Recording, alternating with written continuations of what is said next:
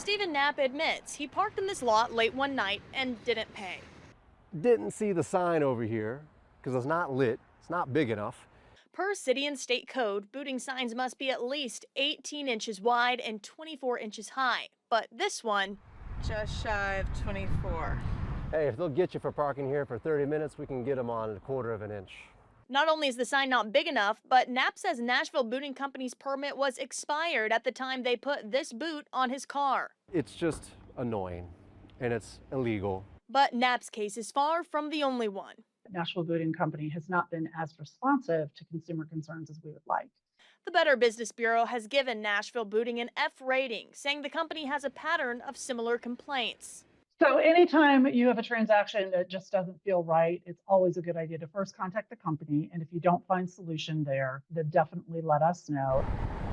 BBB says people should always double check to see if lots have a fee or are on private property. Meanwhile, Knapp is working to get refunded for his booting charges and filed a complaint with the Metro Transportation Licensing Commission. And that's all I'm asking for is honest conduct from these booting companies. We reached out to Nashville Booting for comment, but did not receive a response. That disciplinary hearing is tomorrow, and we will be there to find out what the city decides. Hundreds of people in Nashville will be getting a refund. This is after the city decided today a local company was booting cars illegally during the month of December. WSMV4 investigator Courtney Allen first uncovered this issue yesterday and has the update for today's disciplinary hearing. When we introduced you to Stephen Knapp, he had just filed a complaint with the Metro Transportation Licensing Commission, accusing Nashville Booting Company of having no permit when they put this boot on his car. It's just annoying, and it's illegal. Thursday, the commission reviewed that complaint. They agreed with Knapp, finding that the company was operating illegally from December 1st through December 12th of 2023. I'm pleased with the result.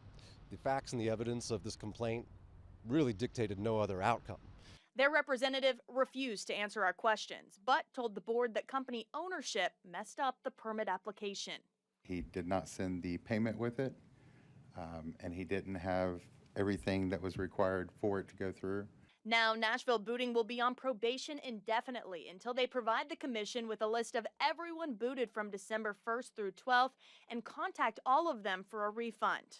A refund is due, not just to this gentleman, but everyone in that period of time that was booted. Plus, provide the board with a business plan of how they'll handle customer complaints like Knapp's better.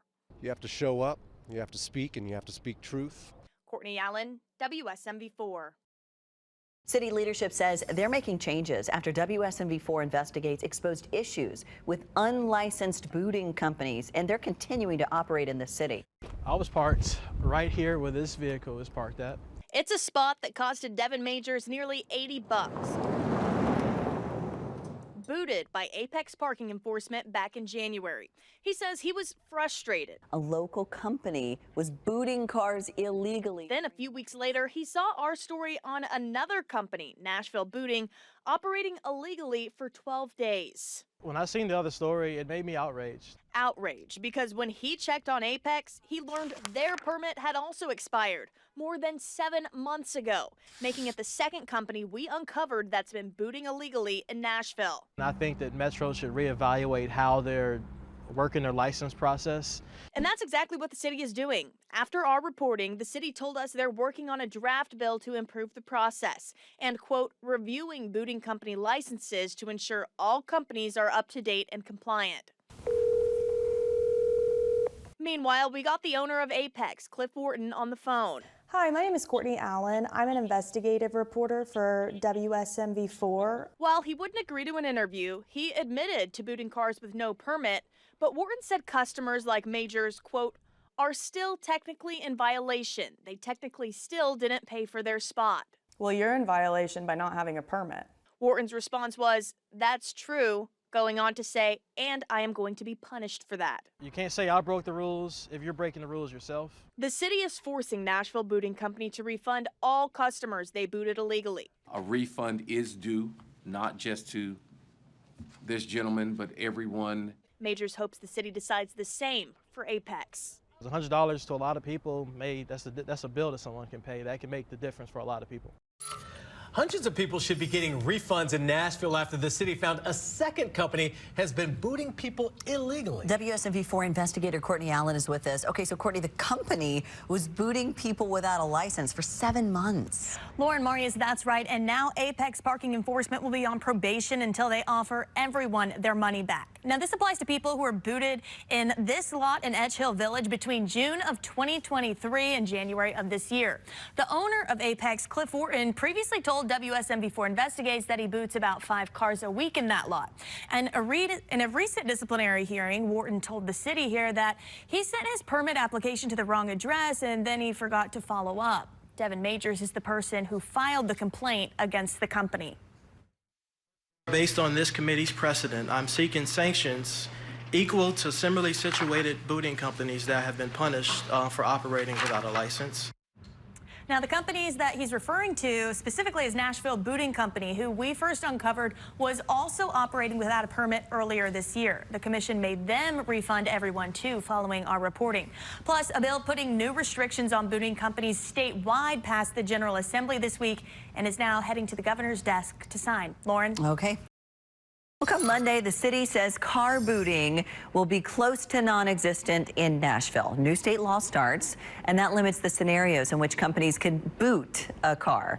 WSMV4 investigator Courtney Allen breaks down these changes. This new law is going into effect after WSMV4 Investigates uncovered multiple booting companies operating illegally in Nashville over the last year.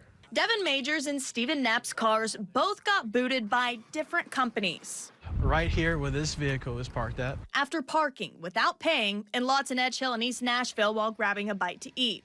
We uncovered neither company had a permit at the time. It's just annoying, and it's illegal. The companies operating illegally were forced to refund hundreds of people. And the increase in booting complaints led to city and state leaders taking a closer look at the industry.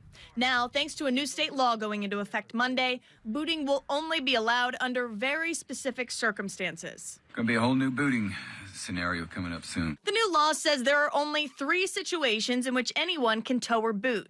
If the car is abandoned, if the car is unattended and blocking traffic, or if the car is immobilized because of an accident, breakdown, weather, or other emergency. Right now, I think there's almost no circumstance under which booting is allowed, or if there are, those 3 circumstances. But when a vehicle is blocking traffic or immobilized to the point that it can't move or sitting there for 48 hours, like, you're going to want to tow it. You're not going to want to boot it, right? Plus, the new law only allows lot owners and their employees to boot cars. That's the opposite of city code now, which says the company doing the booting can't actually own the lots. Like, all of our booting licenses will effectively become invalid. Any company with existing permits with the city will now have to get new ones under this statute.